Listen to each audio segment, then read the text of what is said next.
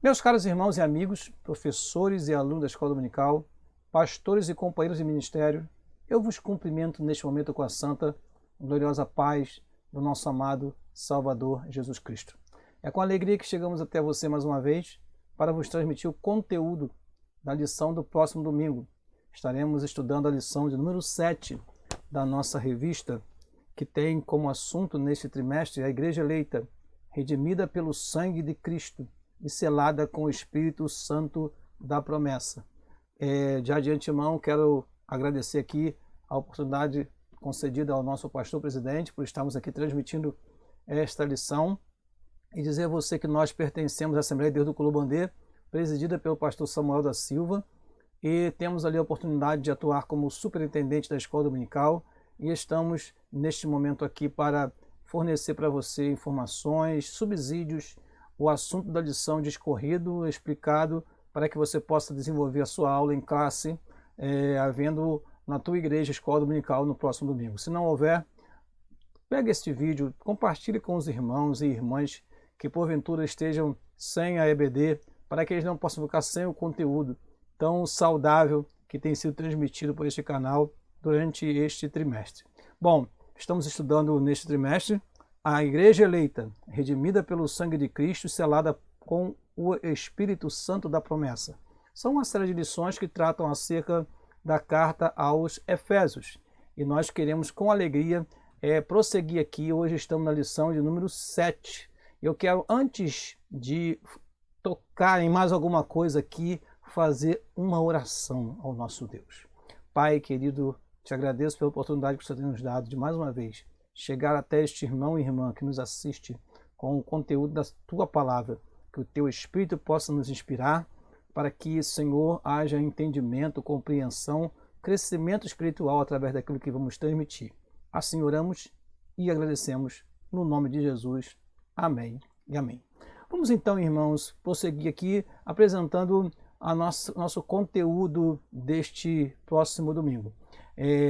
Estaremos falando sobre Cristo é a nossa reconciliação com Deus. Nosso texto áureo se encontra na carta aos Efésios, que é a carta que está sendo estudada, no capítulo número 2, no versículo número 14, que diz: porque Ele é a nossa paz, o qual de ambos os povos fez um, e, derrubando a parede de separação que estava no meio. Na nossa verdade prática, temos o seguinte: ao morrer na cruz do Calvário, Cristo reconciliou os eleitos, desfazendo a inimizade entre Deus e os homens. Indo para a nossa leitura bíblica em classe, nós vamos observar que nós estamos já no segundo capítulo da carta aos Efésios e já estudamos aqui lições que tratavam do primeiro capítulo, as 4 primeiras lições, e 2 lições já que tratavam do segundo capítulo. E agora, prosseguindo, estamos já no versículo 14, e vamos ler para você esse texto sagrado. Diz assim a palavra do Senhor: porque Ele é a nossa paz, o qual de ambos os povos fez um, e, derrubando a parede de separação que estava no meio, na sua carne desfez a inimizade, isto é, a lei dos mandamentos, que consistia em ordenanças para criar em si mesmo dos dois um novo homem, fazendo a paz. E pela cruz reconciliar ambos com Deus em um corpo, matando com ela as inimizades. E vindo, ele evangelizou a paz, a vós que estáveis longe e aos que estavam perto, porque por ele ambos temos acesso ao Pai em um mesmo Espírito. Assim que já não sois estrangeiros, nem forasteiros, mas concidadãos dos santos e da família de Deus. Que lindo texto sagrado. Bom, os objetivos dessa lição, o primeiro, nós vamos ver o objetivo geral, que é conscientizar que por meio do sacrifício vicário. E aí nós colocamos uma observação para você. Vicário significa substituir outra pessoa, estar no lugar de outro, né? Jesus Cristo nos substituiu na cruz. Éramos nós que deveríamos ser mortos e condenados, porque o salário do pecado é a morte. Mas Cristo morreu por nós. Sua morte tem um caráter substitutivo, vicário. Cristo desfez a inimizade e entre dois povos criou um, a igreja. Bom, a nossa revista apresenta 3 objetivos específicos. O primeiro, pontuar sobre a inimizade que existia entre Deus e os homens. Eu ali coloquei um parênteses porque nós vamos observar que o tópico vai tratar mais especificamente da inimizade que havia entre os homens, né? No transcorrer da lição é que vai sendo falado também sobre essa inimizade entre Deus e o homem, através do obstáculo que estavam entre eles, que era o pecado. Segundo, explicar que pela paz Cristo fez um novo homem, uma nova criação, um novo homem. E terceiro, evidenciar que pela cruz fomos reconciliados com Deus. Bom, introdução, nós precisamos fazer apenas uma breve recapitulação. Nós estamos tratando de uma carta que fala que tem um conteúdo doutrinário denso, né? Um bom conteúdo doutrinário. Em termos de doutrina, conteúdo doutrinário geral, nós podemos comparar a carta aos Efésios à carta aos Romanos, porque ambas as cartas tratam dessa separação que havia, dessa divisão que havia. Quando lemos Romanos, nós olhamos a impenitência dos homens, né, e dos judeus, ou seja, dos gentios dos judeus, melhor dizendo.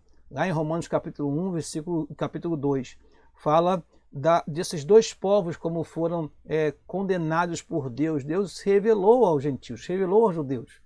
Mas o que acontece é que no capítulo 3 nós temos um resumo que diz assim: porque todos pecaram e destituídos estão da glória de Deus. Então, no que diz respeito a essa divisão e como o Senhor tratou essa divisão, a carta aos Efésios se assemelha à carta aos Romanos, que vai em todos os seus capítulos discorrendo sobre isso, até chegar ao capítulo 10 e 11 de Romanos, que trata daquela passagem bíblica que fala que nós fomos enxertados na oliveira, ou seja, Paulo aos Romanos explicou detalhadamente, né, durante vários capítulos, como aconteceu esta união desses dois povos em Cristo. Aos Efésios, Paulo também vai tratar sobre isso, mas nos lembremos que há ensinamentos anteriores, né, a respeito da predestinação, da eleição. Na semana passada nós aprendemos sobre a condenação ou a condição que estavam os gentios condenados, né, ao suplício eterno se não encontrassem o meio de salvação. E aí a graça de Deus se manifestou, trazendo salvação a todos, e o evangelho se estendeu, se expandiu de tal maneira que nós vemos lá os gentios sendo alcançados. Cornélio foi alcançado, né, e os povos e as cidades vizinhas foram sendo alcançadas pelo evangelho. E aqui eu trouxe grande surpresa: o povo teve que se reunir, o povo de Deus, os obreiros de Deus, a igreja do Senhor precisou se reunir em Atos, no capítulo 15, para tratar a respeito do que fazer, principalmente na principal questão que havia, que era a circuncisão, assunto tratado na lição anterior, que nós não vamos reprisar aqui agora. Bom, visto que a condição dos gentios sem Deus era uma condição completamente alheia aos mandamentos, fora da comunidade de Israel, agora eles são recebidos através da fé na igreja, no corpo do Senhor Jesus Cristo. E Paulo vai explicar como isso aconteceu, no sentido de mostrar como essa barreira foi quebrada, essa divisão que havia entre esses dois povos foi quebrada, e agora os dois se formam em um homem, ou seja, em um corpo, estando todos arraigados e fundamentados em Cristo. Muito bem. Diz assim a nossa lição. Na lição anterior, analisamos o antigo quadro desolador acerca dos gentios, em que o apóstolo Paulo descreveu. Nesta lição, veremos que houve uma significativa mudança na sequência do capítulo número 2. Prosseguindo aqui, vamos então logo direto ao primeiro tópico. Cristo desfez a inimizade entre os homens. Na lição anterior, nós falamos sobre todo esse processo de formação dos povos, né? Deus criou o homem e através do homem vieram as nações. Dentre as nações, o Senhor escolheu um homem para dele fazer o povo escolhido, Israel. E aí nós tivemos, durante um tempo, Israel e as nações. E aí surgiu o nome Israel e os gentios, dois povos. Bom, no Novo Testamento, Deus toma pessoas entre os judeus e entre os gentios e forma um terceiro povo, a igreja. A igreja do Senhor foi formada e é formada até hoje de pessoas que vêm tanto dentre os judeus quanto dentre os que eram considerados gentios ou os estranhos aos concertos. Então Cristo, ele desfez toda essa inimizade, fez dos dois povos um só. É isso que essa lição vai nos mostrar de forma muito clara. Muito bem, o que acontecia? Havia um exclusivismo religioso. O exclusivismo religioso até hoje ele é pernicioso, né? Algumas igrejas que se dizem a única verdadeira, algumas igrejas que se dizem que são as únicas certas, algumas igrejas que condenam as outras por causa das suas doutrinas divergentes. Isso é um perigo. Naquele tempo, os judeus faziam isso, né? Principalmente uma classe chamada fariseus. Eles ostentavam, eles andavam com vestimentas diferentes, eles, do meio do povo, gostavam de fazer orações públicas para mostrar que eram pessoas de oração. Então, todo esse exclusivismo religioso criou uma inimizade, né, entre judeus e gentios. Nesse ponto, veremos o que Cristo fez para dar fim a esse litígio entre os homens. Muito bem, prosseguindo aqui.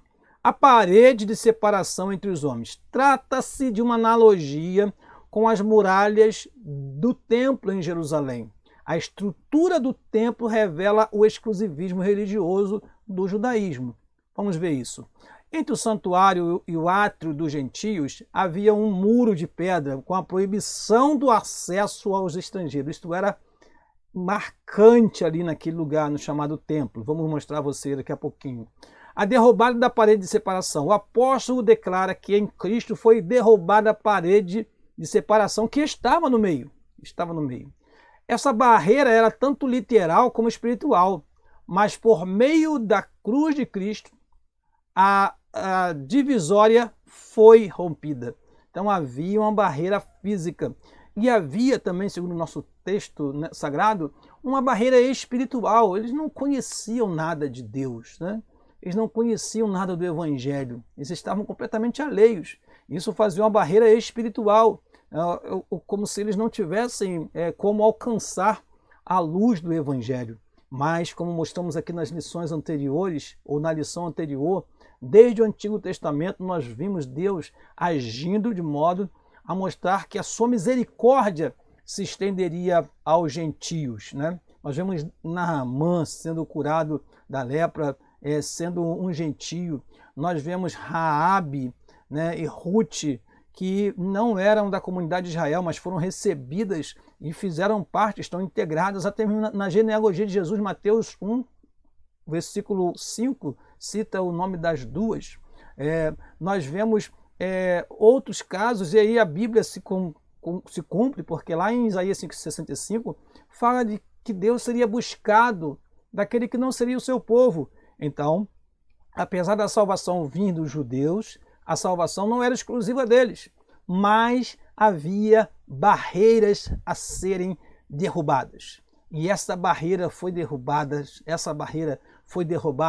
pelo Senhor Jesus Cristo, a barreira da inimizade que havia entre esses dois povos.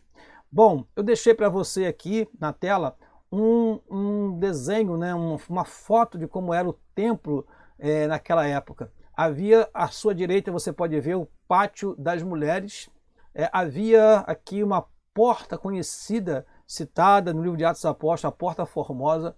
Havia o chamado Pórtico de Salomão, que era anterior à Porta Formosa. Havia aqui o pináculo do templo, que é citado também na tentação de Jesus. E olha em destaque aqui no meio está o Pátio dos Gentios, com a setinha branca sinalizando para você conhecer. Ou seja, aqui os gentios podiam estar, ficar, passar daqui jamais. Havia uma parede de separação. E para que explicar melhor isso, nós buscamos um fundamento num texto que está na Bíblia de Estudo Arqueológica da NVI, versão NVI, que mostra exatamente o seguinte, fala esse texto, eu vou ler para você. Os gentios estavam autorizados a entrar na parte externa, do lado de fora, da área delimitada do Templo de Jerusalém. Essa grande área pavimentada em volta do templo e seus pátios internos eram delimitados por uma colunata dupla de pilares com 10 metros de altura. O perímetro dessa área media cerca de 900 metros. Muito bem. Aí está essa figura, irmão, que era o aviso que estava lá. Isso foi encontrado pelos arqueólogos. Este aviso para que eles não ultrapassassem aquele limite. E vamos continuar lendo o texto para você.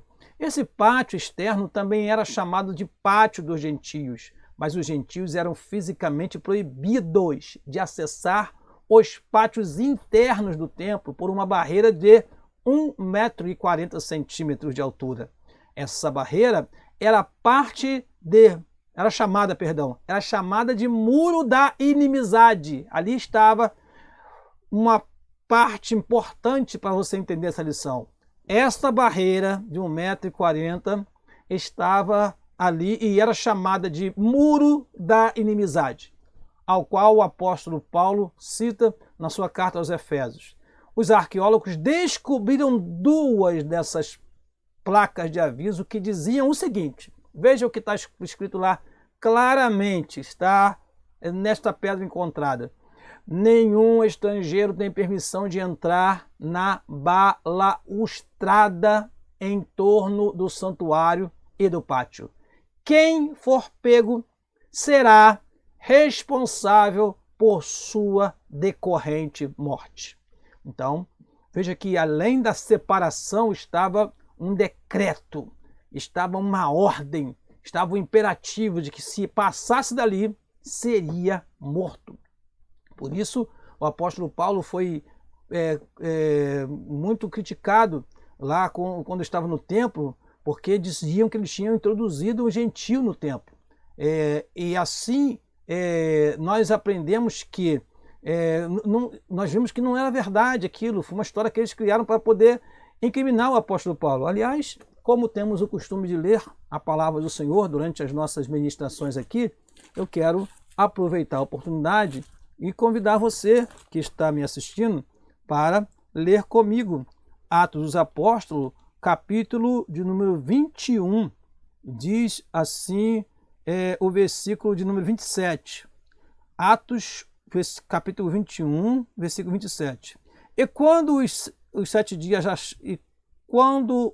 dias estavam quase a terminar, os judeus da Ásia, vendo-o no templo, alvoroçaram todo o povo e lançaram a mão dele, clamando, varões, irmãos, acudi, este é o homem que por todas as partes ensina a todos, contra o povo e contra a lei, e contra este lugar, e demais disso, introduziu também no templo os gregos, que eram considerados gentios naquela época, gregos, e profanou este santo lugar, porque tinha visto com ele na cidade, Trófimo de Efésio, o qual pensavam que Paulo introduzira no templo. Olha, irmãos, houve um alvoroço, né? E ali esse alvoroço só cessou quando Paulo foi permitido falar e ele se pronunciou diante do povo em sua defesa. Mas era para os irmãos terem ideia de como era essa restrição de entrada no templo, né? Eles pensavam que ele tinha introduzido Trófimo e por causa disso o perseguiram, o prenderam, e foi inquirido por causa essa suposta falta de respeito à regra imposta ali no templo. Muito bem, prosseguindo assim, diz assim o nosso texto aqui, assim não somos mais forasteiros, ou seja, agora que nós fomos recebidos no meio do povo, não temos mais essa separação, essa barreira de separação, agora nós não somos mais forasteiros, meus amados irmãos, mas somos da família de Deus. Temos acesso à presença de Deus. podemos entrar na presença de Deus. E pelo sangue de Cristo, temos livre entrada no santuário de Deus. Quero ler para você esse texto que está na carta aos Hebreus, esse texto maravilhoso, capítulo 10, no versículo 19, que diz o seguinte: tendo, pois, irmãos, ousadia para entrar no santuário pelo sangue de Jesus. Versículo 20. Pelo novo e vivo caminho que ele nos consagrou pelo véu, isto é, pela sua carne. Na sua carne, nós vamos aprender sobre isso hoje. Ele desfez a inimizade. Então, esta barreira que havia de considerar, olha, isso aí é um estrangeiro, isso aí é um forasteiro, passou por aqui, mas não nos pertence, não pertence a esse povo, deixa ele aí do lado de fora. Não, agora nós temos acesso ao Pai.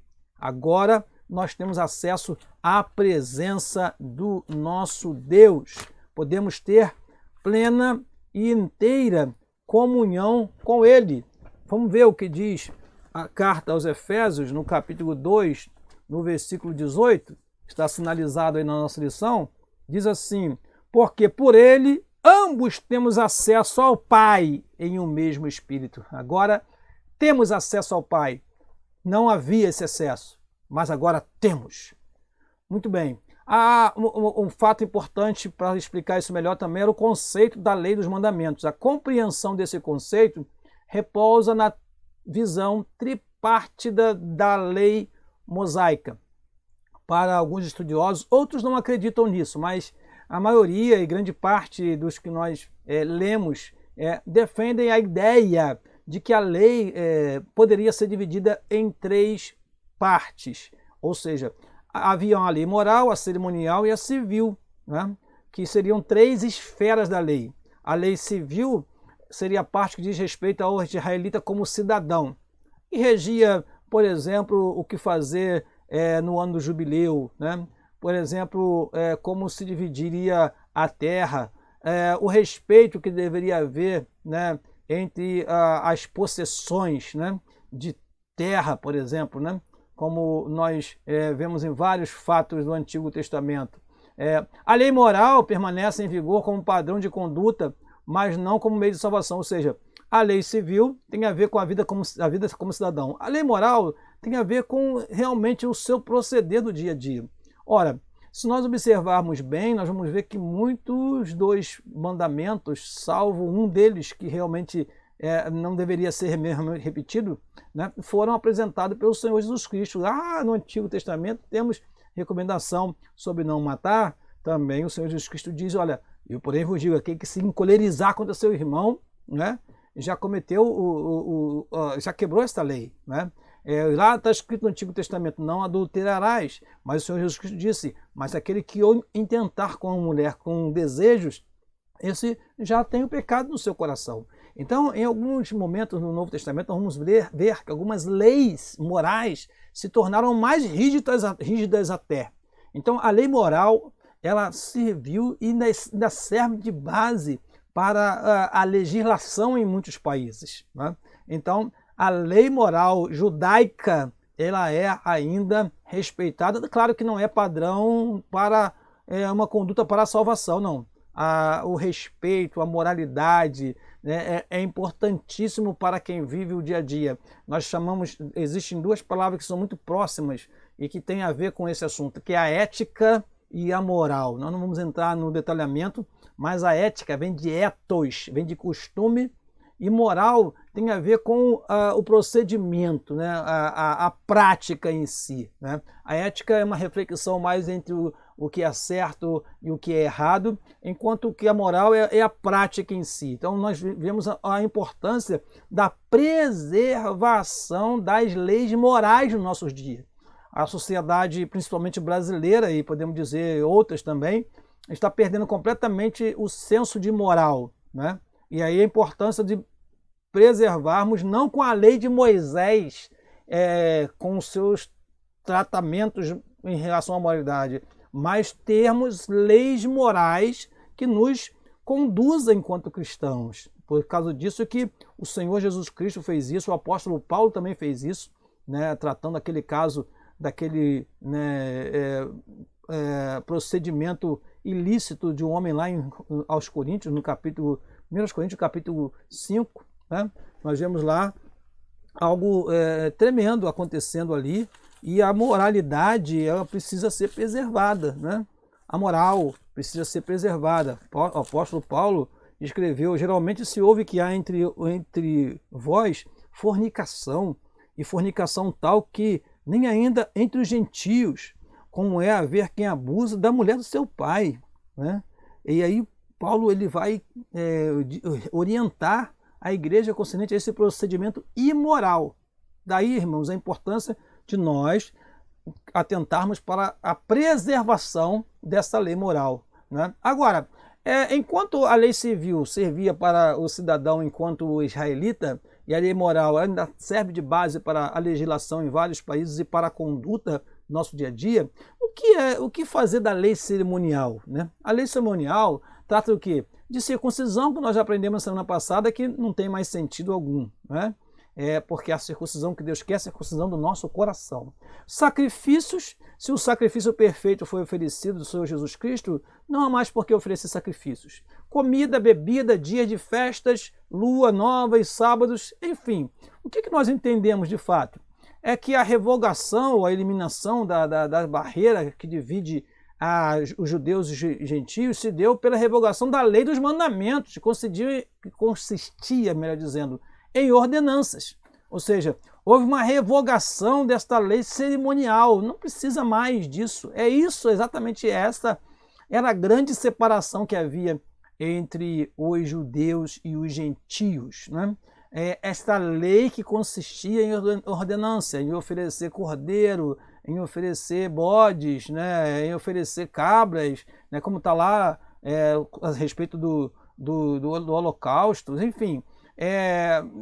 Isto não tem mais sentido, porque o sacrifício perfeito já foi feito pelo Senhor Jesus Cristo na cruz do Calvário.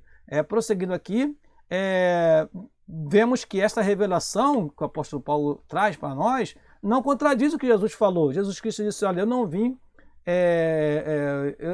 eu vim para cumprir a lei, eu não vim para condenar a lei, eu vim para cumprir a lei. Aliás, é bom abrir um parêntese rápido aqui, porque a lei cumpriu o seu papel. A lei foi dada por causa das ordenanças, a lei não foi dada para salvar o homem. Então engana-se quem pensa que a lei ela veio para salvar o homem. A lei é perfeita, a lei é eterna, sim, é a lei de Deus para o seu povo, Israel, mas ela não foi dada para a salvação, né? Agora, Cristo, ele veio cumprir esta lei. Cristo que ao entregar seu corpo para ser crucificado, Cristo cumpriu a lei, oferecendo-se como sacrifício em favor de ambos os povos. Aliás, não somente a lei dos judeus, mas Cristo obedeceu até a lei dos romanos naquela época. Cristo pagou tributos, porque ele era um cidadão e assim como era judeu, também era um cidadão que estava ali naquele ambiente em que ele precisava ter também um comportamento exemplar, né? Então, desse modo, a revogação aqui aludida é a da lei cerimonial, que resultava em separação entre judeus e gentios. Isso fica muito claro, porque vou exemplificar para você, né? Está escrito lá na lei moral, né? Não cobiçarás ou não matarás. Ora, esse regimento, esta lei, não se presta ou não é necessária apenas para os judeus. Isso é uma lei que está relacionada à própria vida, né?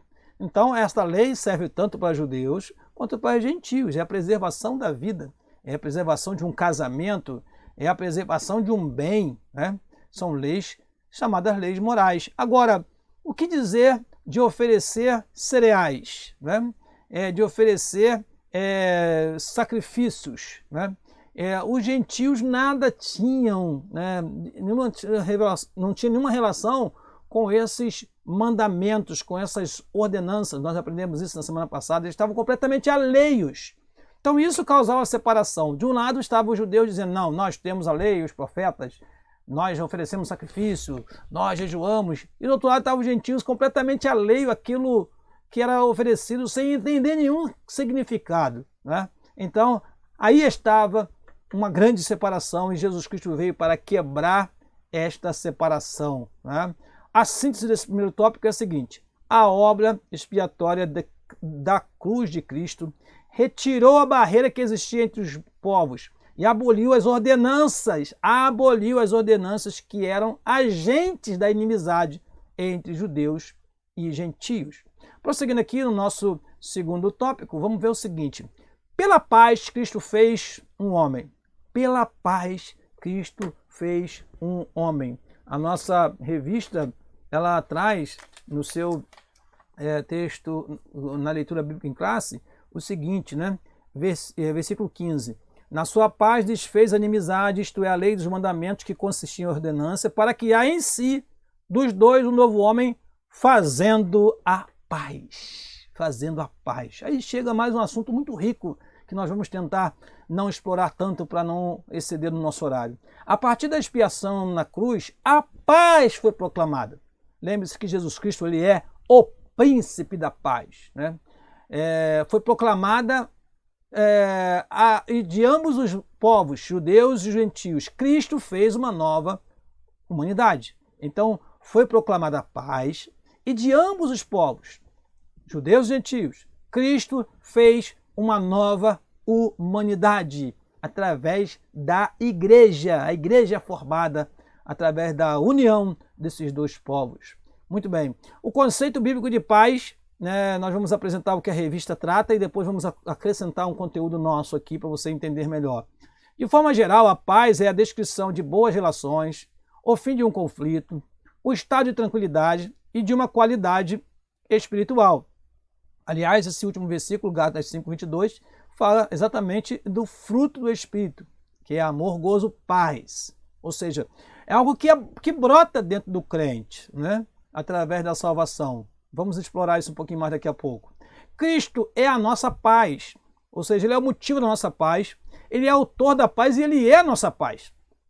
Essa expressão aponta para uma conotação mais profunda, porque pois Cristo não é apenas o autor da paz, ou seja, ele não é apenas aquele que trouxe a paz, mas ele é a nossa paz. Estando nele, como disse Paulo aos Efésios, é que nós temos paz e que nós podemos ter paz uns com os outros, né? O conceito de comunhão espiritual, ou seja, Cristo habita em nós, sendo ele mesmo a nossa paz. Então, como ter paz neste mundo tão conflituoso? É ter Cristo no coração.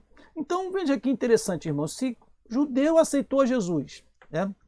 E se os gentios aceitaram Jesus, e aí a grande confusão que aconteceu lá em Atos dos Apóstolos foi exatamente isso. Pedro está lá pregando na casa de Cornélio e o Espírito Santo caiu sobre eles que estavam ali. E agora?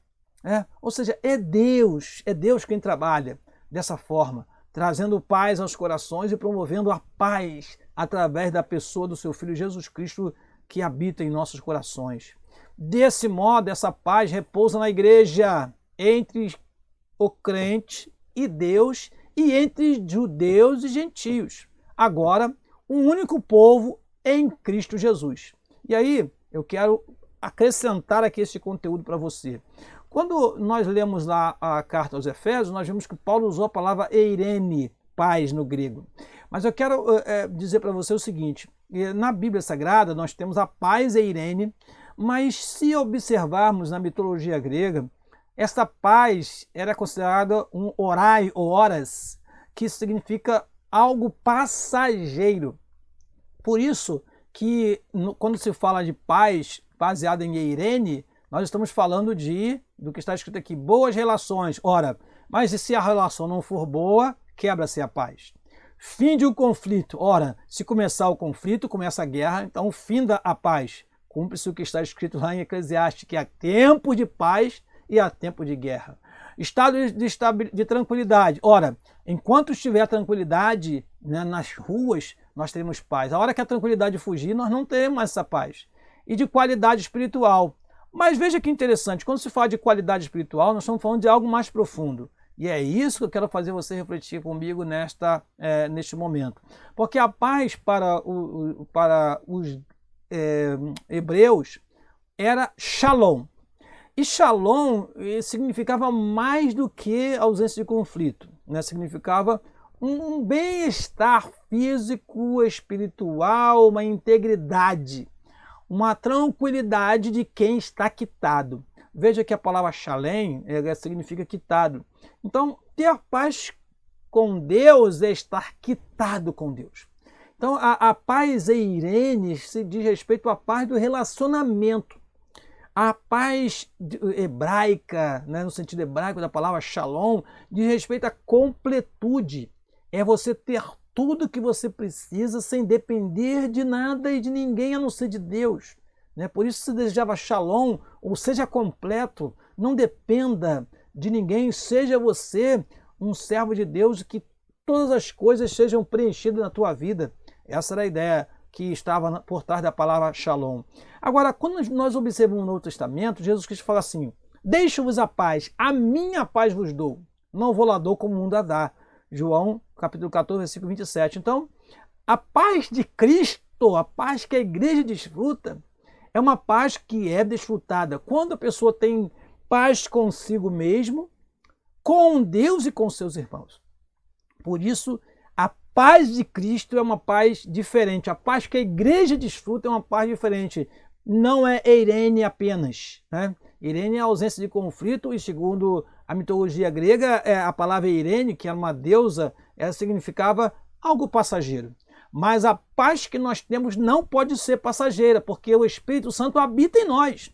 Então a paz não pode ser passageira. Ela tem que ser permanente nos nossos corações. Pode estar o mundo todo ao redor conturbado, mas aquele que está em Cristo, no seu interior tem paz. E a igreja que nós vivemos, que nós servimos a Deus, é uma igreja composta dos que buscam a paz. A igreja que nós pertencemos é uma igreja que exercita a paz. A igreja que nós participamos é uma igreja que segue a paz. Disse o escritor aos Hebreus: segui a paz com todos e a santificação, sem a qual ninguém verá o Senhor. A palavra de Deus nos diz: se for possível, quando estiver em vós, tende paz com todos. Então, nós precisamos ir além do que apenas um estado de ausência de conflito.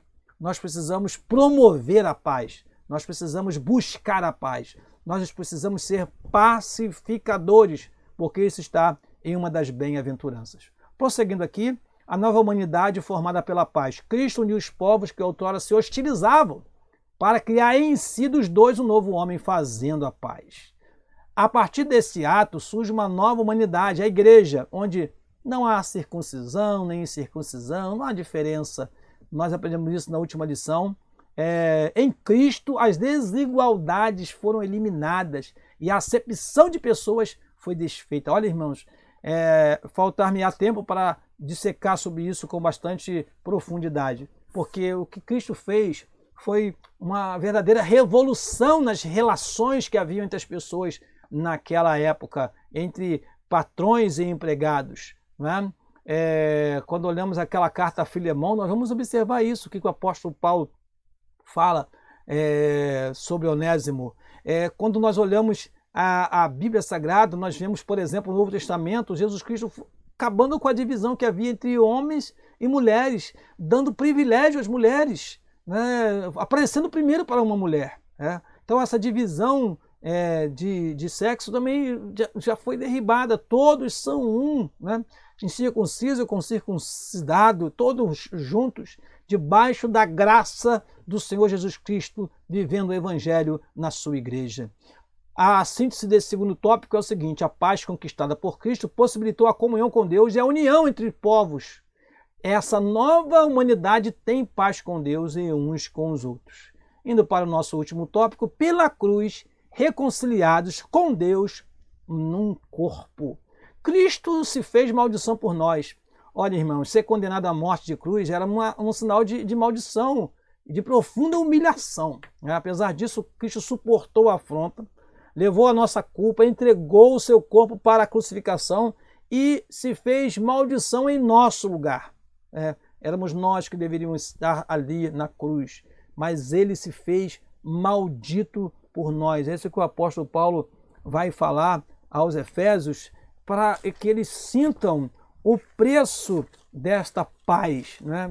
O preço dessa comunhão que é desfrutada pela igreja hoje. Nós olhamos aqui a carta de Paulo aos Efésios, nós olhamos aqui o versículo de número, por exemplo, o versículo de número 17, para que possamos entender, né? E vindo ele, evangelizou a paz a vós que estavais longe, aos que estavam perto, porque por ele, através dele, ambos temos acesso ao Pai e ao mesmo Espírito. Assim que não sois forasteiros, nem estrangeiros, nem forasteiros, mas concidadão dos santos e da família de Deus. Vamos ler também Gálatas, no capítulo de número 3, no versículo de número 13. Gálatas 3:13 nos diz assim, a santa palavra do Senhor: Cristo nos resgatou da maldição da lei, fazendo-se maldição por nós, porque está escrito: maldito todo aquele que for pendurado no madeiro. E aí, meus queridos irmãos, na mente do homem daquela época, naqueles que buscavam sabedoria, daqueles que buscavam algum brilhantismo neste evangelho, encontraram um Cristo sofredor que veio salvar a humanidade, né? Enquanto os judeus esperavam um Messias poderoso que os resgatasse do jugo de Roma, o Cristo veio humilde para resgatar o coração dos homens e fazer com que a sua igreja fosse uma igreja poderosa. Então, a cruz de Cristo, a morte de cruz, foi algo que surpreendeu a todos naquela época. Olha o que diz lá em 1 Coríntios, capítulo 1, versículo de número 20. Olha como ficaram confusos os homens daquela época. Onde está o sábio? 1 Coríntios, capítulo 1, versículo 20. Onde está o sábio? Onde está o escriba? Onde está o inquiridor deste século? Porventura não tornou Deus louco a sabedoria deste mundo? Visto que na sabedoria de Deus o mundo não conheceu a Deus pela sua sabedoria, aprove a Deus salvar os crentes pela loucura da salvação. Loucura da salvação. Porque os judeus pedem sinal e os gregos buscam sabedoria. De um lado estavam o quê? Os gregos buscando o quê? A sabedoria. Onde está a sabedoria? Que homem é este que os seus seguidores, né, simplesmente saem por aí pregando uma palavra? E onde está a sabedoria? Né? Imagina, irmãos, a coisa era bem estranha. Eu fico imaginando, tento me colocar naqueles dias, quando estamos lá em Jerusalém, aqueles homens reunidos, e de repente vem o Espírito Santo e derrama sobre ele aquele poder, e aqueles homens ficam atordoados. O que é isso dizer? O que é isso? E Pedro se levanta para explicar o que estava acontecendo. E teve gente pensando que eles estavam embriagados, né? E por aí vocês veem o estado de perplexidade que as pessoas tinham do que acontecia na igreja naquela época. E aí diz o texto sagrado, versículo 23, mas nós pregamos a Cristo crucificado, que é escândalo para os judeus e loucura para os gregos. Para os judeus, o Filho de Deus, o Cristo, o Messias crucificado, para eles aquilo ali era algo que era escandaloso, né? Enquanto para os gregos, esse aí é o mestre, era uma loucura. Aí disse Paulo aos Coríntios, mas para os que são chamados, tanto judeus como gregos, lhes pregamos a Cristo, poder de Deus e sabedoria de Deus. Amém. Porque a loucura de Deus é mais sábia do que os homens e a fraqueza de Deus é mais forte do que os homens. Muito bem, prosseguindo então na nossa lição, Cristo se fez maldito por nós, foi o sacrifício, aqui é o item já 3.2, reconciliados pela cruz de Cristo. Foi o sacrifício vicário, que nós já explicamos no início o que é, de Cristo na cruz e sua vitória sobre a morte, que possibilitaram nossa reconciliação com Deus e com os homens. Muito bem, prosseguindo aqui, vamos ler um texto que nós já lemos em edições anteriores, mas é importantíssimo ler esse texto. Tudo isto provém de Deus, que nos reconciliou consigo mesmo por meio de Cristo e nos deu o ministério da reconciliação, ou seja, que Deus estava em Cristo reconciliando consigo o mundo, não levando em conta os pecados dos homens, e nos confiou a mensagem da reconciliação. Segunda carta de Paulo aos Coríntios, capítulo 5, versículo 18 e versículo 19. Reconciliados na cruz em um corpo. Diz assim a nossa lição, a ira de Deus, que por causa dos pecados estavam sobre nós, foi cravada na cruz. Esse texto é maravilhoso. E como Colossenses, né, e Efésios são livros que nós podemos chamar de epístolas irmãs, né? Paulo, quando escreveu aos Colossenses, no capítulo 3, versículo 2 e versículo 13, ele fala o seguinte, primeiro versículo, 13, e quando vós estáveis mortos nos pecados e na incircuncisão da vossa carne, vou ler novamente, e quando vós estáveis mortos nos pecados e na incircuncisão da vossa carne, vos vivificou, bem parecido com Efésios capítulo 2, versículo 1, vos vivificou juntamente com ele, perdoando-vos todas as ofensas. Versículo 14, havendo riscado a cédula que era contra nós, nas suas ordenanças, a qual, de alguma maneira, nos era contrária, e a tirou do meio de nós, cravando-a na cruz. Estávamos condenados pela ira de Deus, nós estávamos já condenados. E versículo 15 prossegue, despojando os principados e potestades, os expôs publicamente e deles triunfou em si mesmo. Glória a Deus por isso. Assim, a reconciliação foi concretizada pela cruz, gerando um novo povo, num único corpo, a família de Deus e a igreja de Cristo. Prosseguindo aqui, vamos para a síntese desse último tópico, diz o seguinte, o Ministério da Reconciliação, ao restaurar a comunhão, estabeleceu a igreja, a nova família de Deus. Hoje somos a família de Deus, né? Éramos forasteiros, estrangeiros, mas agora somos a família de Deus.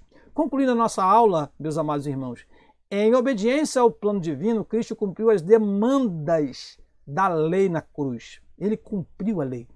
Em seu sacrifício, derrubou as barreiras e aboliu as ordenanças cerimoniais que serviam de divisão. Por meio da paz conquistada no madeiro, desfez a inimizade, criou uma nova humanidade e a reconciliou com Deus. A partir dela, formou um novo povo, a igreja, o corpo de Cristo. E nós, eu e você, fazemos parte dela. Isto alegra o nosso coração.